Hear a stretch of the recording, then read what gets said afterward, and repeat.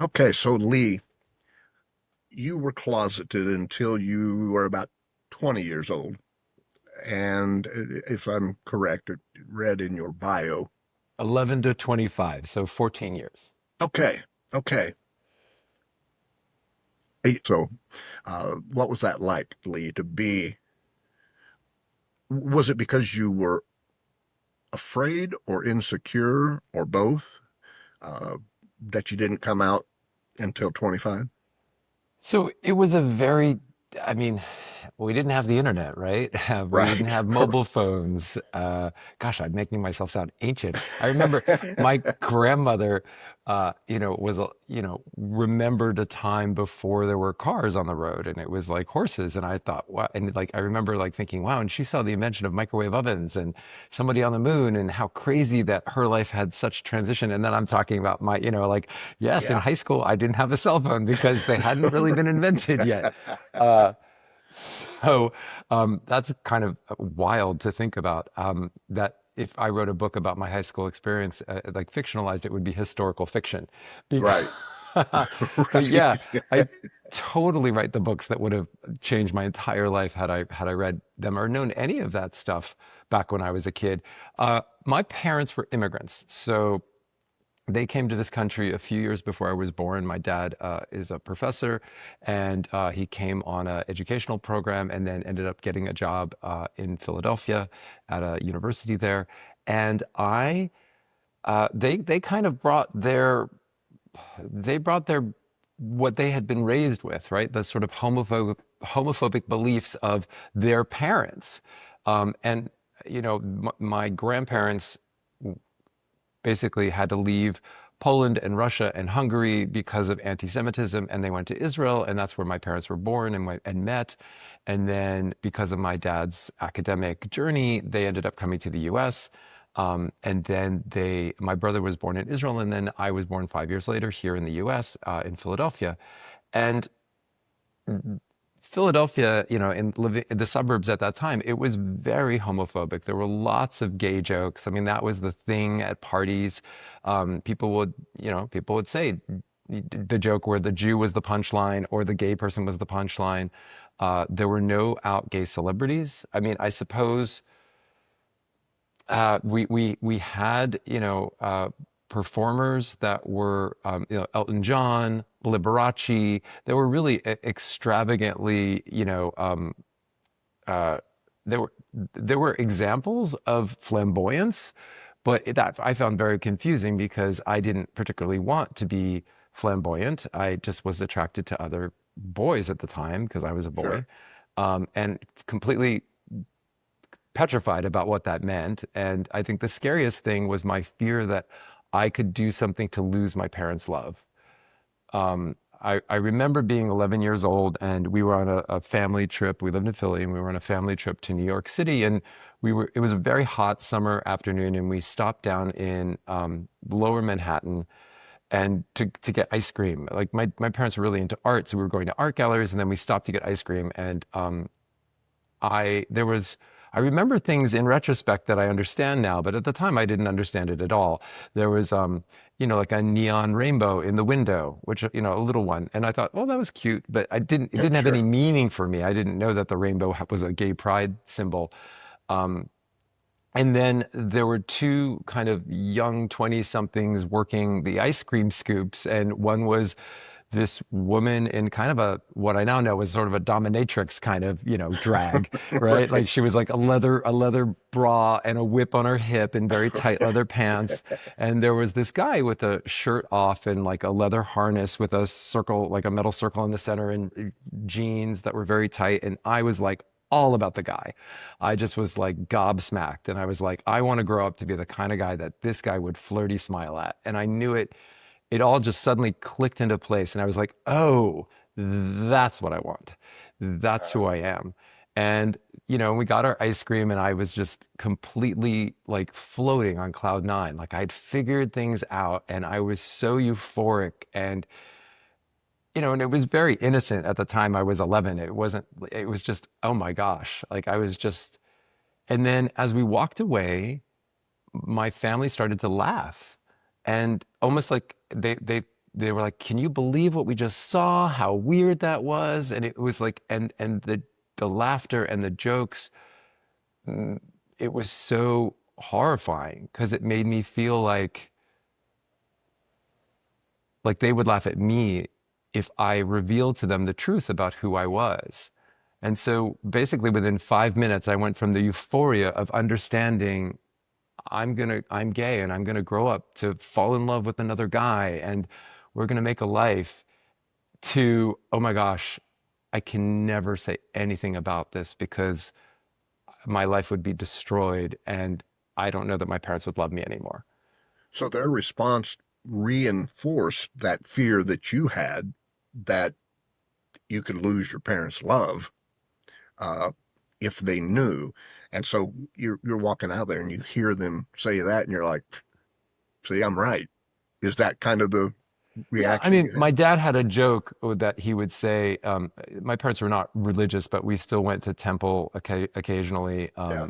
being Jewish, and he found religious Jews very frustrating, which was based in sort of his experiences in Israel, where secular Judaism is very different than religious Judaism, and so he had a line, and he would say like, "If you become gay or a rabbi, I'll disown you."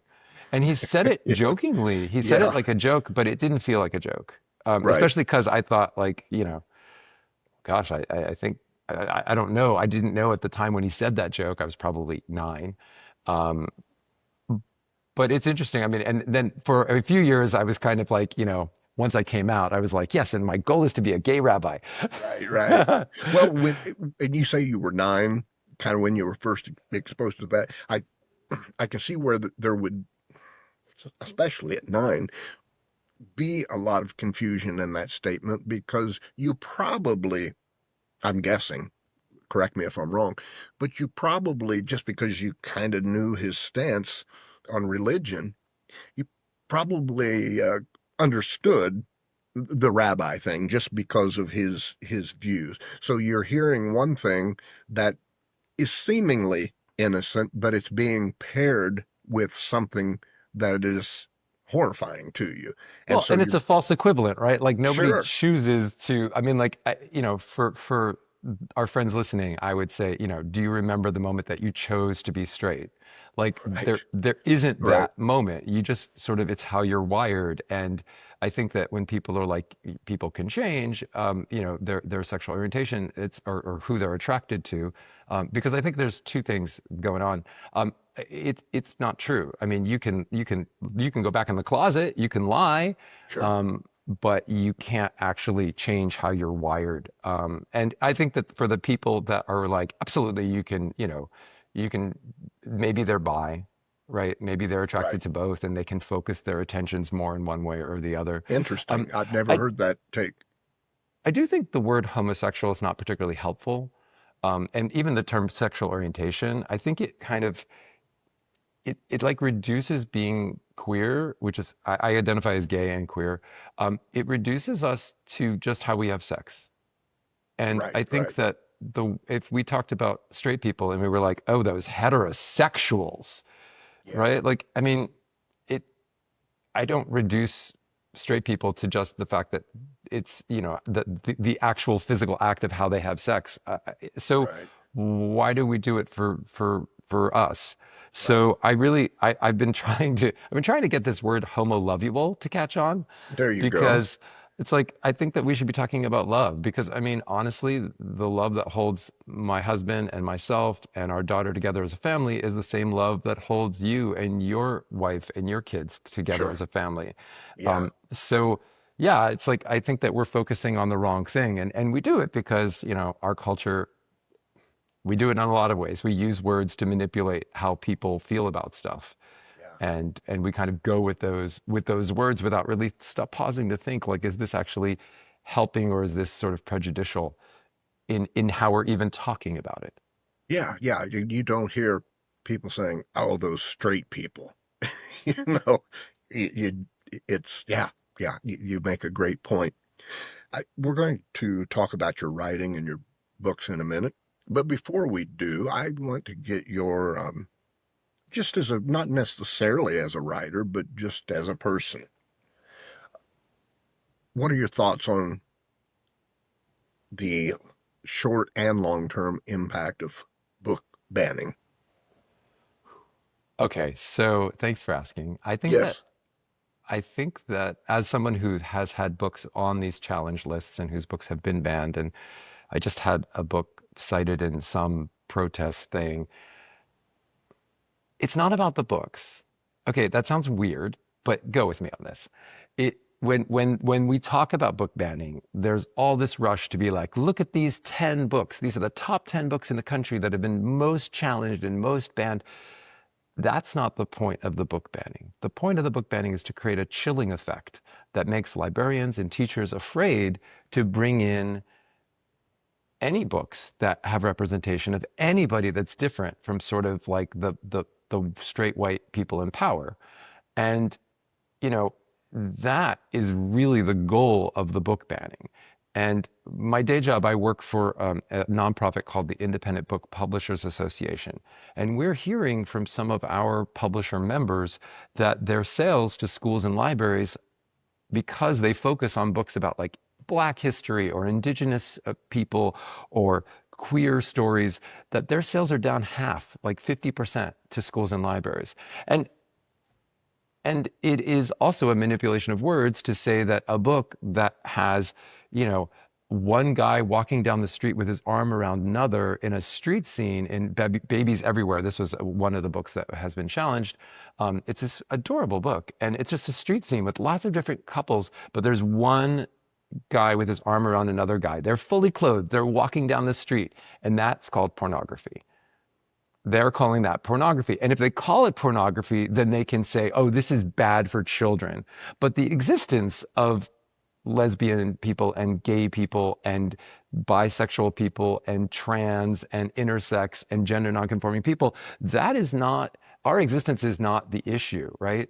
And Right. I'll tell you that if these people think that they're going to keep their kids from becoming queer by hiding information about queer people existing, it's not going to work. But like that's the world I grew up in, and I'm queer as a, you know, a rainbow flag. But the other part of it that is interesting is that it makes you feel, it makes the people that are different, that are represented in these books that are being banned, feel like there is something wrong with them. Or otherwise, why would the books be being taken away, especially Sure. children? So right now, so there was a famous book that came out, forgive me, I don't recall the exact decade. I think it was the 60s, by Ezra Jack Keats. He was a Jewish author illustrator. It was called A Snowy Day. And it was notable because it was the very first picture book to star an African American child. And and it wasn't about the kid being black. It was about the kid having this wonderful day of waking up and it's snowy outside, and he goes out and he plays in the snow, and he packs a little snowball, and he loves it so much he puts it in his pocket and then goes back inside, and then later he goes to get his, you know, snowball, and it's gone, right? Like it is this absolutely adorable story. And imagine if when a teacher wants to read that story, first, the parents have been notified that I want you to know that we're going to read a story with a black character in it. And if you want to opt your children out, let us know. This is the Supreme Court case that's going to the Supreme Court in just a few weeks. Let us know, and we will pull your children out of the classroom. So imagine that scene, right? You're in a kindergarten class, and the teacher is like, okay, well, it's story time. But, you know, yeah, Michelle and John and Adam, you know, you're going to go do something else while the rest of us are reading this.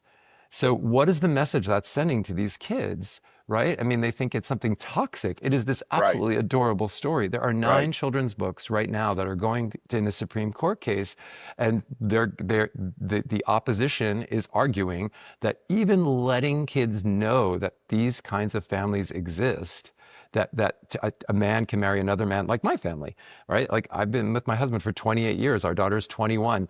Like even letting people know that our families exist, that queer people exist, that pride exists, is a violation of their religious freedom. and they want to be able to pull their kids out. That is a horrible slippery slope. And then we're going, it, it will completely further fray the fabric of our being able to live in community with each other.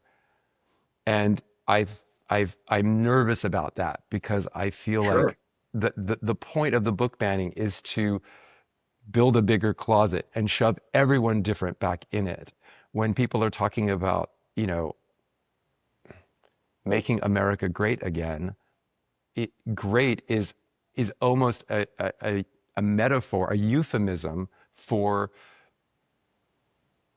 racism and for white supremacy and Right. for the privilege. I guess if you've had privilege for so long and if you've always gotten two of everything and everyone else has gotten none or one, and suddenly you're told, well, we're going to give everyone two, the idea that you're losing your privilege feels like something is being taken away from you is very problematic.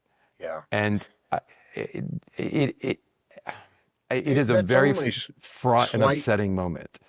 It's only slightly more sophisticated than what used to be referred to as the leper islands, right? People with leprosy, they were sent to you go live there away from everybody else. We don't want to see you, care for you, or look at you. You'll die on that island with everybody else like you. What is your personally as a gay man, what is your fear on the extreme end of where you fear this could go if, for example, uh, I the worked for Repub 2 years. I worked for 2 years at the Survivors of the Shoah Visual History Foundation. I listened to testimonies of Holocaust survivors, and it is not that much of a leap to right, imagine that the slide that Nazi Germany went into is we are at the precipice or have maybe even started down that slope. I So agree. we have to do the things we can, and maybe we can't fix everything, but we try to look for things we can do. And I think community is really important, and I think allyship is really, really critical. One thing I think about a lot is that there's no such thing as a silent ally. Like I can, in my Ah, mind, I can be like, oh, I support, black people. But if I'm not actually doing anything to be supportive, then I'm not really an ally. I'm I like, agree. I'm a bystander. Right. And, similarly with trans people, like I'm talking to my trans friends and I'm like, how can I show up for you? How can I be there for you? Because they're under attack and it's ridiculous. And Yeah. look, I don't understand a lot of things, a lot of people in the world. I truly don't understand born again Christians. I don't understand Right. that. But Right. I respect them and Sure. I can imagine living in community with them. You don't have to understand somebody to believe that they're a human being and they deserve rights and privileges just like you deserve rights and Yeah. privileges. Case point. Um, I've long been agnostic. Right. I I think there's probably some energy, some kind of the kind of organized all of this, and then again, maybe not. But I don't get angry because people are getting up on Sunday morning and going to the Christian church or the Baptist church. Doesn't affect me at all. Right, It's what they believe. yeah, When they start, throwing stones and picketing and burning books and ostracizing people and then it does start to affect. But right, yeah, I mean, like that was always my confusion about gay marriage, the debate about gay marriage. Like, how does my gay marriage affect anybody else's marriage? Like, yeah, if you don't like gay marriage, don't get gay married, right? Like, which right. is not my line. That was a line from a comedian. Uh, but honestly, it cracked me the heck up, right? Oh Like, yeah, right. That's there's so many examples of that. Oh, hey, if you don't like that, then don't go there or don't do this. I mean, sure. uh, so. Oh, can I chime in with Oh, one more thing, Jack? absolutely. So I'm actually wearing a T-shirt for people that can't see it. It says "Strong like a reader." So this is actually a project with a nonprofit I started through my day job, which is called "We Are Stronger Than Censorship." And the idea is that so I was in these meetings with so Taslin Magnuson is a doctor who basically studies book banning, and she holds all the data on book banning in the U.S. And she works with Pen America and with Every Library Institute. And she hosts these meetings for authors whose books have been challenged, to be supportive, to give them information. She's a wonderful person who's become a friend. So I went to a couple of these meetings because my book, No Way They Were Gay, which is a nonfiction book for readers age 11 and up, has been on a bunch of these challenge lists. And she and I became friends and we started talking and brainstorming like, well, everything that we're doing seems to be on the defense. And we were like, well, how do we go on the offense about book banning? How do we, and there's definitely legal challenges and there's lots of other stuff going on. And there are Sure. amazing and brave librarians and teachers who are standing up. And there was a lot of good stuff going on. But I kept thinking like, there has to be something else that we can do to sort of push back. And what would be the best way to push back? And I was thinking about so what the idea we came up with is We Are Stronger Than Censorship. The idea of the program is that we buy and donate 2 books to offset every 1 book challenge. So there was a person in Wisconsin who challenged 400 books in their elementary school library. All 400 books were taken off the shelves for 4 months while the books were reviewed. At the end of the 4 months, almost all the books went back to the shelves, but all those children in that school lost access for an entire semester to their library, to all those books. So if that person maybe knew that if they were going to challenge 400 books, 800 books were going to be purchased and donated, maybe it would have slowed their roll a little bit. Last year we had 10,000 and 36 or something like that books that were challenged during the school year. So, my fantasy would be that we would be able to like get 20,000 books. We just bought our first 1,000 books. We're about $200 away from raising the money to buy our second 1,000 books.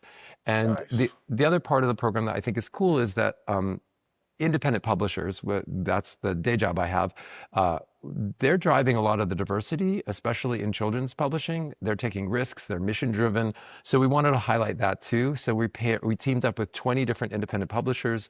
Each of them have 1 book in the program, and those are the books we're buying. And then we have nonprofit partners that help us distribute the books across the country to get the books into the hands of the kids that are being deprived access to these books. So, like Florida Freedom to Read, Texas Freedom to Read, Red Wine and Blue, they have chapters across the country. We Need Diverse Books. So it's kind of been this cool thing of like building partnerships. And Oh, yeah. Let me ask you, how do you go about knowing who to get the books to? Are they people who like email or message and say, hey, so we can't get that book here. Could you? So that is decentralized. That is like each nonprofit that requests that book, like becomes a brother.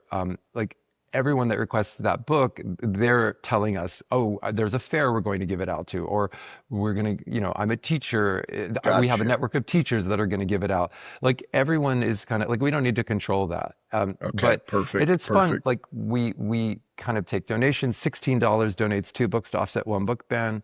And then also, like we have swag with like the t-shirt I'm wearing. And if you Yeah, buy a t-shirt, then that also donates $16 to buy 2 books to offset 1 book ban or nice. challenge. And we'll see if we can build enough momentum with the program to really start to push back and to slow it down because it feels like it's a bit like a runaway train. It The, does. the Washington Post did an analysis of all the book challenges in 2022, and they found that 60% of the challenges were 11 people. I mean, 11 that's people. an astonishing number. That That means is that people nuts. are serially like trying to ban thousands of books. So we have to fix the broken system that is allowing them to challenge books that they haven't even read, Right. and to challenge books that they don't even have kids in the school. Like I don't understand. Like if you don't think a book is appropriate for your child, great. Don't have your child read that book. You're a Right. parent. You have that level of control. But Sure. for you to say that nobody else's child should read the book, that is like That is not cool. And that, honestly, curation is freedom of speech. So for bookstores, for librarians, and a librarian's job is not to just make sure that there are books that reflect your child, any listener, my child. It's Right, that right. everybody has some book that reflects themselves. And I can tell you, as a parent in a two dad family, there were almost no books with two dads in it Yeah. that when my kid was, I can think of two. um, and those are very meaningful and important, but amusingly enough, they weren't my kid's favorite book. They were my favorite book, but she was like, Right. yeah, it's fine. Yeah, yeah. Well, the insane aspect of this to me is, for example, a parent will have a problem with a book with a black character, for example, but they are fine. Take a 9, 10-year-old kid to church and have them be horrified by, if you think these kinds of thoughts, you'll burn in hell for eternity. Just trying to kind of lay that out and make sense of it, you can't. Right. Well, That's and the other interesting thing about banning books is that, they're not banning the internet. They're not, I mean, maybe right, in their own homes they are. They're not right. banning cell phones. Books are empathy machines. Right? You Like I've bet. heard it said that like you read a book, you kind of feel like you understand the character, you kind of want to be friends with the character. Like Yes, that's a very powerful thing. And to read a book about someone who on the surface seems really different than you and recognize that all of their sort of emotions and feelings are so similar to how you feel, and yeah, then you feel a connection, and like to recognize our shared humanity, that's part of the magic of books. And I also think that's why they're banning books. yeah. Do you have a fear of them going beyond that and attacking right at the root at publishing? Well, I mean, yeah, of course. I mean, it's not the beginning, but it is in the beginning stages of, what are you allowed to say? What are you allowed to publish? What are you allowed to read? We are edging closer and closer to a totalitarian state that, Sure. tells us what is okay, what is permissible to be in the public sphere. And that Right. is, I mean, really, I mean, any American, any proud American, and I consider myself one, should be horrified by that idea. Oh, Like, absolutely. are we so weak that we can't allow there to be differing opinions? Because that is what we've always said about totalitarian countries, that like Yes. they're so afraid of any dissent that they have to make sure that people don't know about dissent. Right. But again, that doesn't work. Like, And it's not a stretch to think that, for example, somebody like Random House would be intimidated into not publishing certain books when we look at what one of the biggest law firms in the nation did a couple of weeks ago. They bent knee to Donald Trump, and other attorneys and law firms are like, whoa, what? This yeah, guy's like, and acquiescence before you have to, like sure, obedience in advance right. is pressing your foot on the accelerator to a totalitarian state. I will share a story. My first nonfiction book, No Way They Were Gay, it originally had a contract with a corporate publisher, with one of the big five publishers, and they. I was working with them for a year on it, and they were designing the cover. And then our President Trump got elected the first time, and they flipped out and they canceled the book. They canceled the contract. They were like, they were not brave enough to publish it. And it took a few years, but I found a brave publisher, Learner.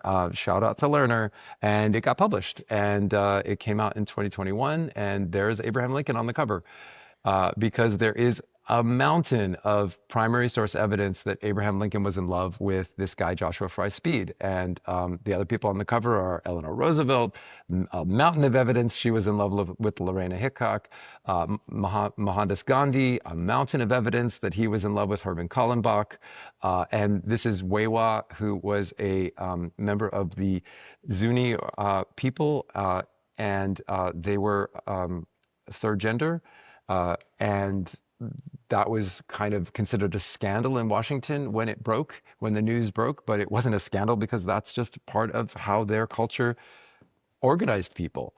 Yeah. And uh, That's how I found you, by the way. I was scrolling the internet and I found a write up about this book that you had written.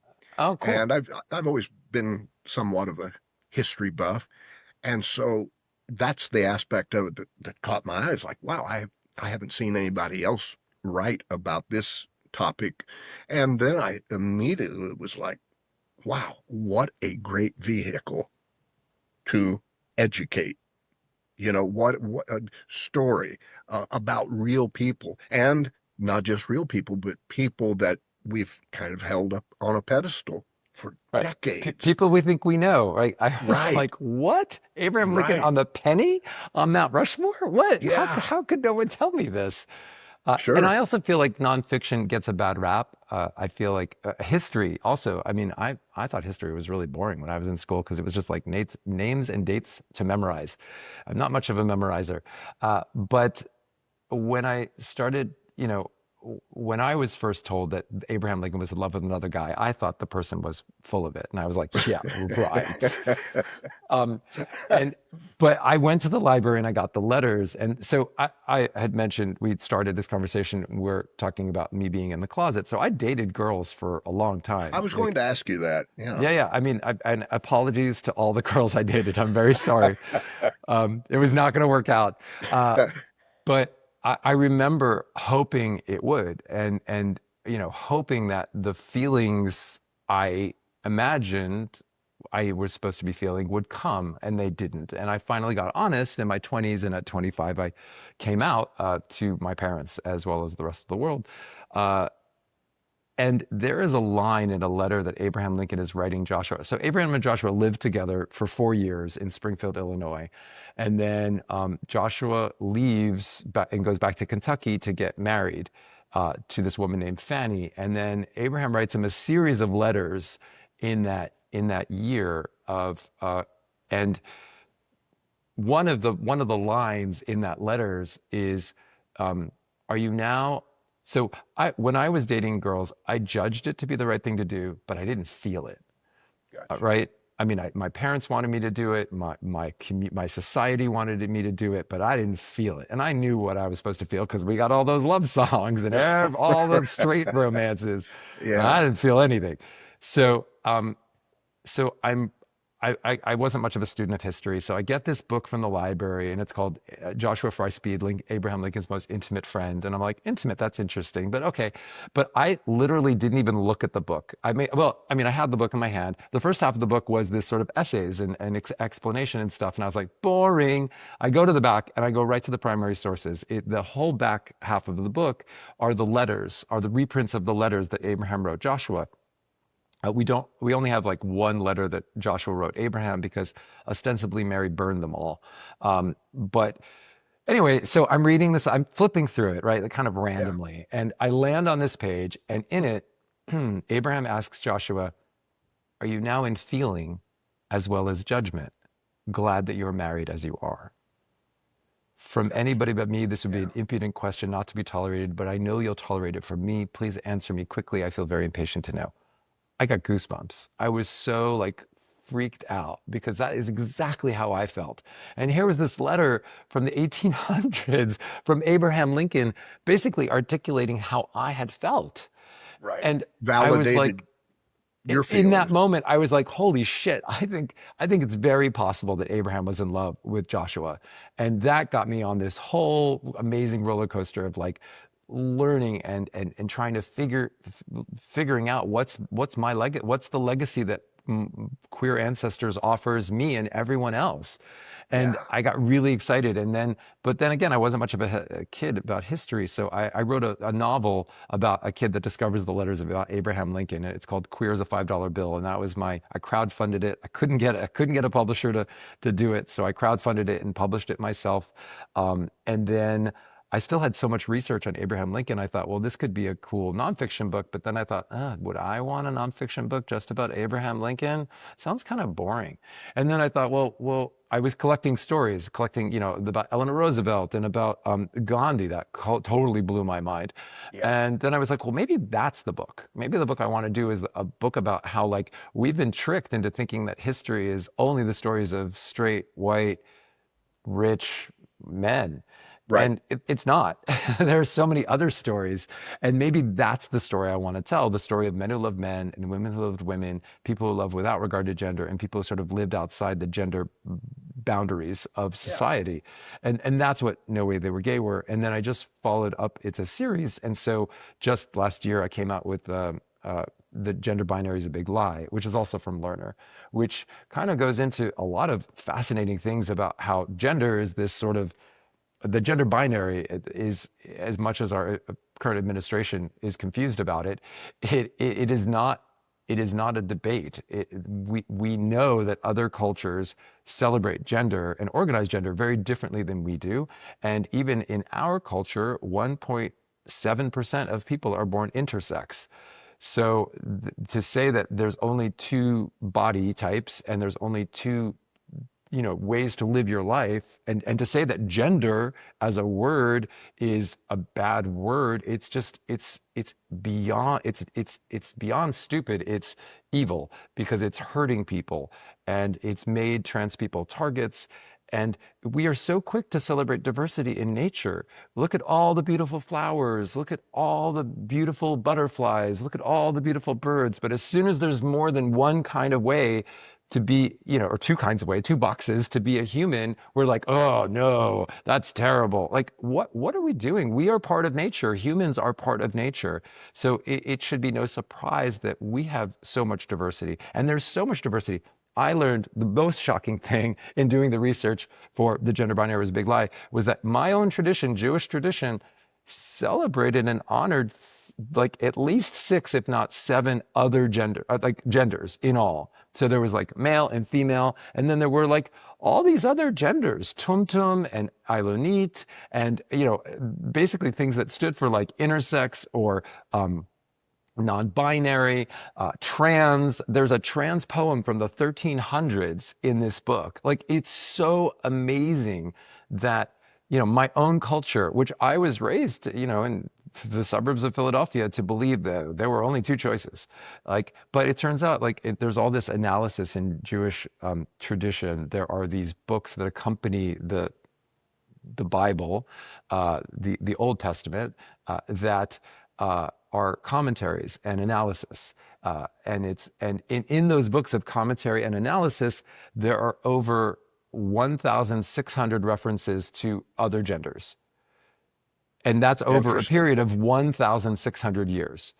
So Interesting. we hide this, right? Like, what's Yes. new about gender is that we're hiding the fact that there gender diversity exists. Right.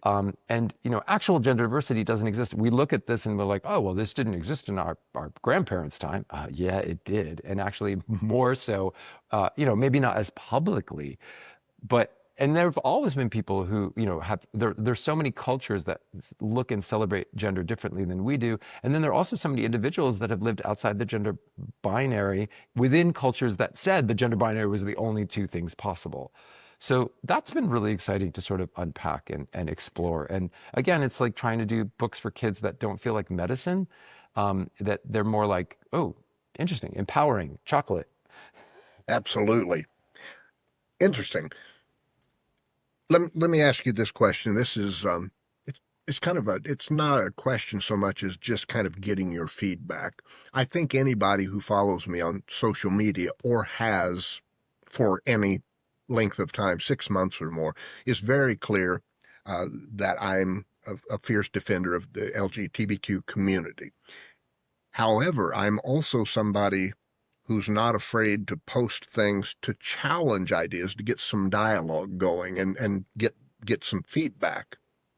And I posted this maybe 2 months ago, and I caught a lot of heat for it, but I suspect that most of the heat that I got was from people who hadn't been with me long enough to to know my background and where I stand.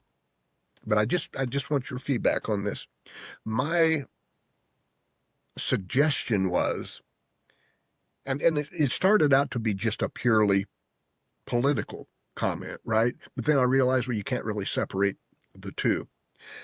I said that I think the decision of the Democratic Party to make the transgender issue as big of an issue as they did hurt the party in the election, and it also hurt the trans community. And what I mean by that, sometimes people don't hate something only because they don't know about it, right? I mean, you can't hate blacks if you don't know they exist and you've never been around the African American community, right? If you're somebody who is predisposed to really focus on differences and hate anything that's very different from you, wow, when you find out about trans people, you've got a new target. So my question is, do you think there is a more effective way to introduce these in the fight for the rights of transgender people? Is there a way that does not create the backlash and the hate and really dangerous hate? I would propose. Uh, what are your feelings on all of that, just in general? I think it goes back to there's no such thing as a silent ally, and we have to also listen to trans people. I mean, they're not the rhetoric is so mean-spirited and evil and intended to scapegoat. And Sure. as somebody who's Jewish, and I mean, that was the thing in Nazi Germany, right? Oh, the Jews are to blame for everything. Let's Right. kill all the Jews, and then everything will be great. Right. If you create a common enemy, that's unifying. But that's also kind of we should be smarter. We should, we say never again when we look back at the Holocaust, but then unfortunately it keeps happening. Right. And I feel like so Bayard, one of my heroes of sort of queer history was Bayard Rustin. He was an openly gay black man who was working in the civil rights movement with Martin Luther King Jr. He actually taught Martin Luther King Jr. about nonviolent protest. And he was the person that organized the March on Washington, the famous 1963 march where Martin Luther King gave that beautiful I Have a Dream speech. Bayard was asked in the 1980s, in 1986, if he had any advice for other young black gay activists. And he said that, yeah, they shouldn't just fight for the elimination of injustice to gays. They should be building coalitions to fight against injustice to everybody. Because Right. only if we fight against the injustice to everybody are we actually going to achieve rights for gays and blacks and Hispanics and women. And I think that he could have said that yesterday. Yes. It's so wise. And I think that we cannot stand by and allow any group of people to be vilified in this way because guess what? it, your group is going to be next. Sure. There was a famous poem by a reverend, a Lutheran reverend, I believe, pastor Martin Niemöller. I may have the denomination of Jesus wrong, but I believe I believe it was that. Uh, but he said, first they came for the communists and I didn't say anything because I wasn't a communist, and then they came for the trade unionists and I didn't say anything because I wasn't a trade unionist. And it kind of goes on, and there are multiple versions of the poem. But basically, he gets through all the groups, and then he said, and then they came for me, and there Yes. was no one left to speak up. Right. And then he went to the concentration camps and he Yes. survived, and he talked about it afterwards. Uh, I mean, that's where we are, right? Like first they came for the transgender people. Sure. And I mean, honestly, like the fear is so the only people that need to be afraid in public bathrooms are transgender people who are being attacked. Right. And it's not just transgender people. It's cis women who don't conform to the ideas of what, you know, the sort of dominant white supremacist male gaze believes is womanly, and women's bodies are now being policed. Right. And this is, it is crazy to think that my daughter has less rights over her body than my mother had. Indeed. I've got two And daughters.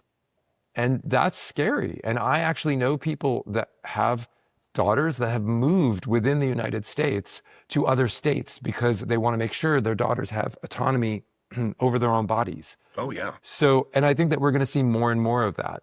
I We're going do to see too. more and more sort of internal migration in the US. And I don't think it's going to work out very well for the states that are so prejudicial against any I difference. don't either. I don't either. I want to say a couple of things about that. You and I arrived, I think, at the same kind of, I hate to call it a conclusion, but it arrived at the same place, although I feel probably for different rationale or different reasons. Where I ended with that post was the proposal that we should be so focused on human rights, any Yeah. human, and that if somebody in the trans community um, is having challenges as they are, that we say, oh, yes, absolutely. You're a human. We are going to fight for you. Oh, you're an African American that's having a racial disparity issue. You're a human. We're going to fight for you. It's semantics, I know, but my question, and it was really posed as a question, would we be better off, not just politically, but the trans community or the black community or any community? Would we be, would we create less pushback if we were fighting for human rights?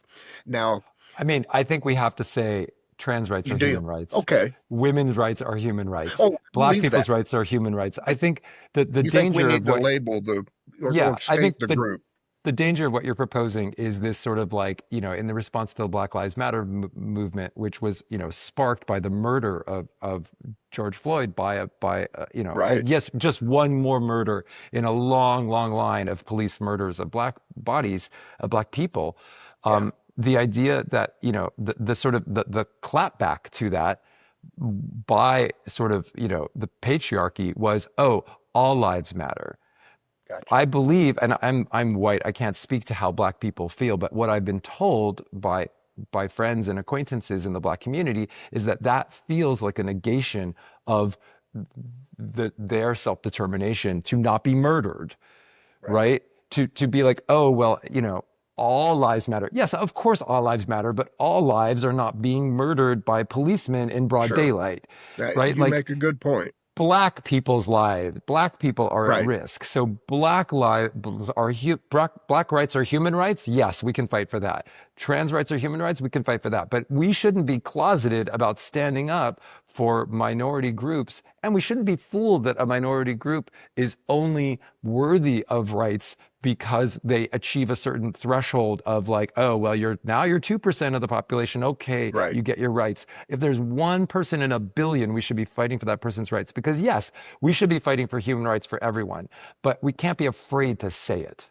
The thing that popped out for me, it just kind of like hit me right between the eyes when you were talking about the percentages and then coming back to the quote, there will be no one there for you, right?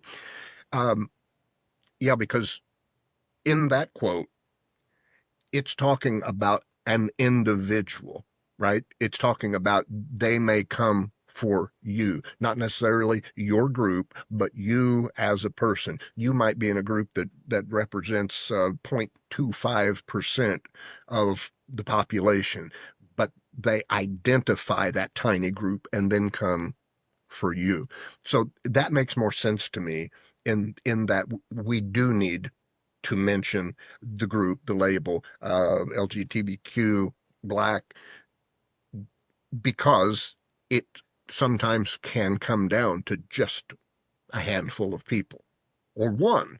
And if we don't, yeah, okay, I appreciate that feedback because no, nobody gave me real good feedback on that. There was opposition, of course, but nobody to really lay it out like you did. And when you hit the percentage part, I was like, Yeah, yeah. I just took me right back to that quote. You know, Mm. they'll come for you, and then that the all lives matter. You know, I think it's interesting, Jack. I don't find the internet a place of light. I find it a place of no, heat. right? I It feel like is. it's not designed for like this podcast, these conversations that you have with me and your other guests. This is designed as as an exercise in light. Yes. We are having a conversation, we're sharing, we're talking. There's space and there's time and a sense of safety to go into things and to actually discuss them. I don't think any of the social media platforms have yet created a sense of safety Yeah, or I agree. um, a sense of really being able to get into stuff. I think that Right. sometimes people share and you know maybe some of the videos on Instagram by like Pink Manta Ray. There are definitely some individuals that share beautiful things that I find moving, but it's not. It's more performative. It's like Right. here's what I think, Right. and then people have feelings about that, and that's fine to have feelings about it, but it's not a nuanced No. public sphere. It's a lot of shouting. So Yeah. I feel like I don't know if that's the best venue to, you know, put Oh, forward a thought but I don't want to tell you what to do, but just like if you're no, looking I for agree with you nuance, it's completely. not a place of nuance. Right. No, I agree completely and have that same perspective. I mentioned it only because that's where I posted this and that's where that came from. No, I agree. When you leave, for example, the nonverbal elements out of it, right?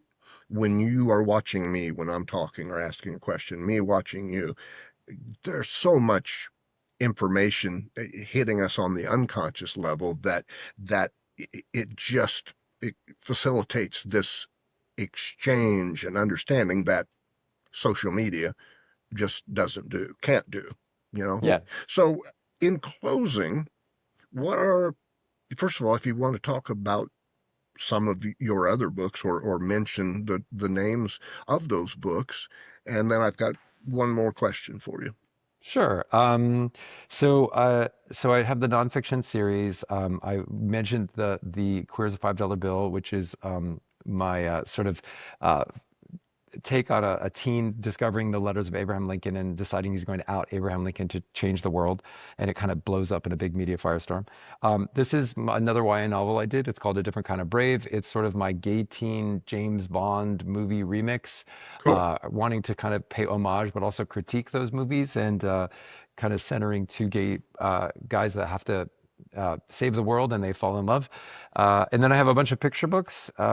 This is my first one. It's called Red and Green and Blue and White. It was Nice. based on a true story, a social justice thing that happened in Montana in the 1990s, where talking about community, it was a whole town that was basically dressed up to celebrate Christmas, red and green. And one house was dressed up to celebrate Hanukkah, blue and white. And there was a hate crime. Somebody threw a stone through the window of the house that was decorated for Hanukkah. And then this is the image of the stone being thrown and beautifully illustrated by Paul Zelinsky, by the way. And And was Paul the Caldecott winner? yeah, that Paul Okay. Zelinsky, Yeah, amazing, yeah. yeah. And then that family, the Jewish family, has to decide are they going to light the menorah again in the repaired window or not? And they do. And there's a little girl across the street who's friends with the little boy in the house, and she wants to do something in solidarity. So she draws an image of a menorah and hangs it up in their window next to their Christmas tree. And this idea caught on, and in real life, in a space of 3 weeks, over 10,000 homes and businesses and libraries displayed images of a menorah, you know, Jewish celebration next to their Christmas decorations. And when the whole town sort of stood up for like the true meaning of community, the haters backed down. So I was really inspired by that. So that's what Red and Green and Blue and White is about. That is Um, inspiring. yeah, it was an amazing story.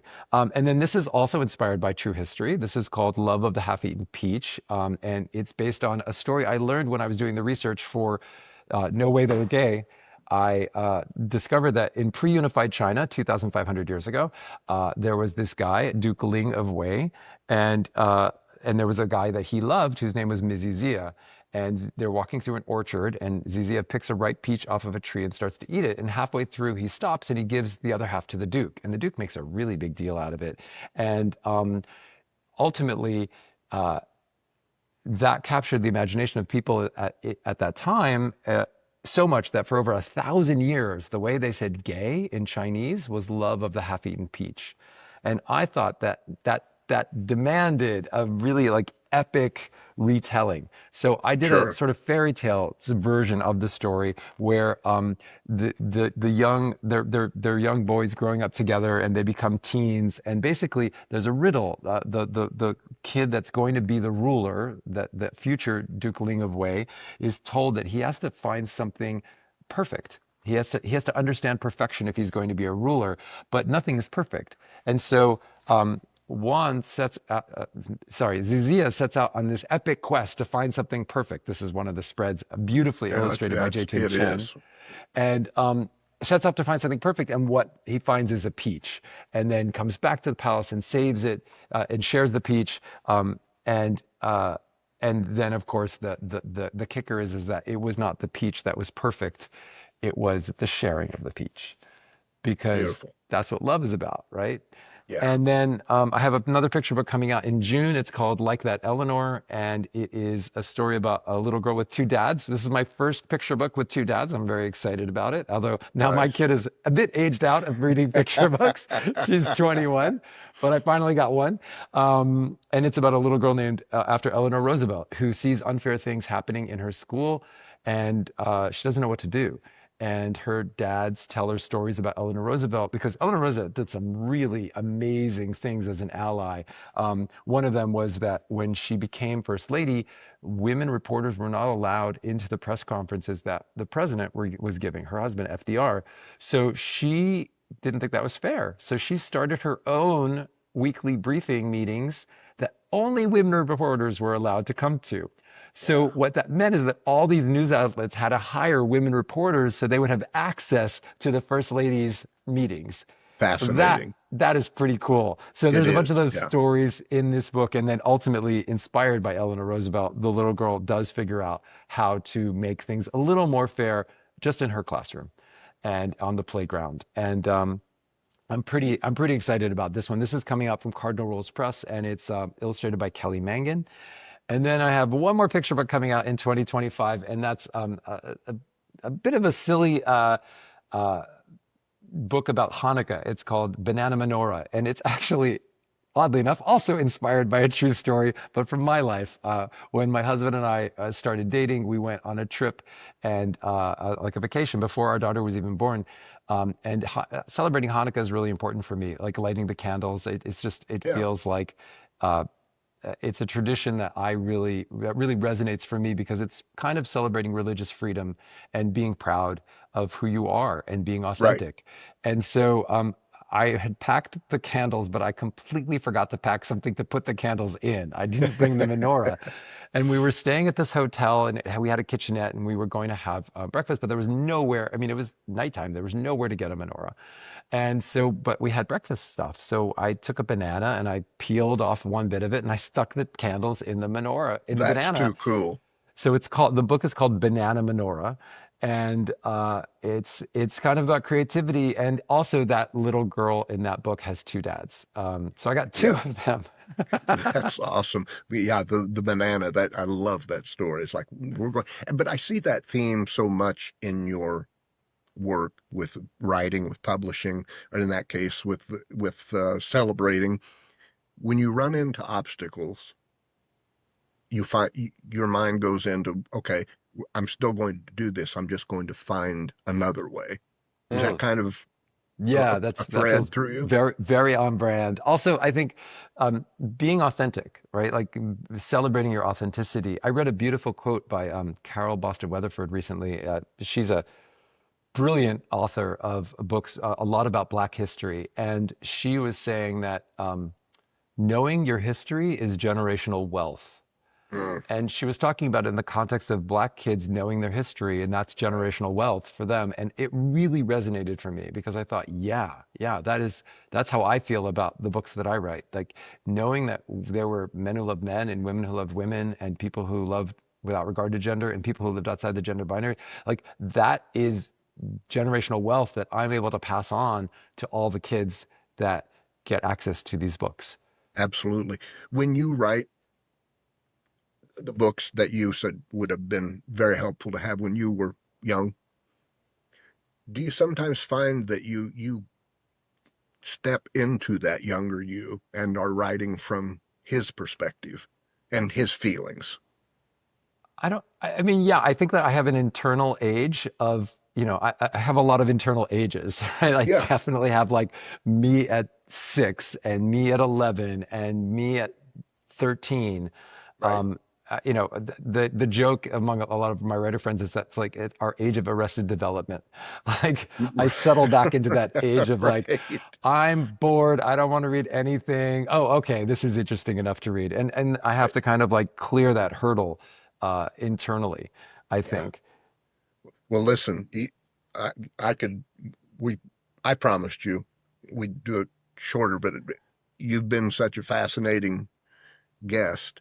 I hated at any point to cut you off on what you're talking about because I wanted to know more. So maybe in the future we'll get back together and do another one, or when your new book comes out. Uh, I think you are doing great work. And just the way that when I ask for feedback on my position, you've got a gift for using story in conversation, just as you do in writing, to introduce some new perspectives that in this case, it, it clicked for me. It's like, okay, I get it. I get it. I didn't get it just from being opposed, but the way you described it, I understand. I agree. So you've got a lot of gifts, right? So Oh, thank you. fantastic. Thank you for taking the time out of your day to be here and to do this. And we'll do it again sometime, maybe. I like that. Thank you so much, Jack. And I just one thought to leave. One of my favorite books on writing is called Bird by Bird by Anne Lamott, and it talks about lighthouses. At one point, she's talking about lighthouses and how lighthouses don't run all over an island looking for boats to save. They just stand there and they shine. Yeah, And I think about that a lot about my books. Like, I don't need to convince, like, the people listening to this, like, I don't need to convince you about Abraham Lincoln. And that's not what I'm trying to do in my book. sure. What I'm trying to do is I'm just going to be like, look at this amazing thing that I found out. And here's what I think. Here's the primary source evidence. So you can make your own determination. And, you decide what you want to do. Again, like, I don't want to impose on anyone else. I just want Yeah, to shine. I just want to have these books shine with this amazing light. And I think that coming at it in that way, where I'm not trying to change people's minds, I'm just trying to shine with this cool information, has really changed how I feel about having these kinds of conversations and engaging with people that maybe aren't on the same page to start with. you bet. Uh, Yeah, and I think that it's a maybe kinder way to approach being in our world because again, like that the idea behind that picture book, right? Like we can be different, we can celebrate different holidays and live in community. We can be gay and we can be straight and we can live together and be in community. We can be right. cis and we can be trans and we can live together and be a community. Like that is the idea behind the word community. It isn't that Sure. we're all a monolith. Right. Like we can live together in harmony and it's not that it is available to all of us. Yeah. Well, you are shining brightly, Lee. So keep shining. You are the walking lighthouse. If you I'll take it. Thank you, yeah. Jack. Okay. Well, thank you, and we'll talk again soon. I look forward to it. Thanks, everyone. Thank you.